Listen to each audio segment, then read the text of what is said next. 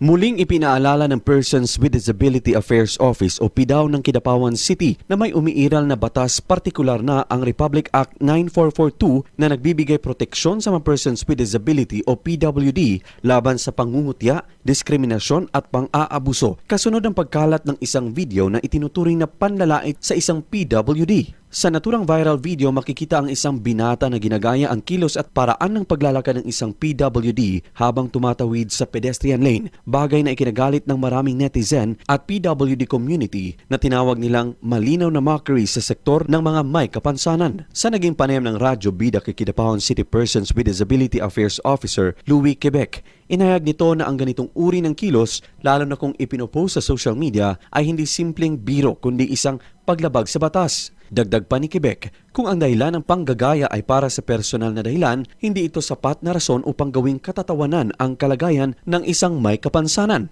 Inahayag din ito na bagaman may kasamang PWD ang mga taong parte ng naturang video, hindi ito otomatikong nagbibigay pahintulot upang maliitin o pagtawanan ang kapansanan ng iba. Binigyang diin ng opisyal na sa ilalim ng RA 9442 o Magna Carta for PWD, ang sinumang mapapatunayang nagkasala ng diskriminasyon o pangungutya sa mga may kapansanan ay maaring patawan ng multang 50,000 pesos hanggang 100,000 pesos at pagkakakulong ng 6 na buwan hanggang 2 taon depende sa bigat ng paglabag. Nabatid na humingi na ng tawad ang naturang estudyanteng nasa viral video. Panawagan ng PDAO sa publiko na maging sensitibo at responsable sa paggamit ng social media at huwag gawing content ang kahinaan o kapansanan ng kahit na sinong tao para lamang makakuha ng atensyon.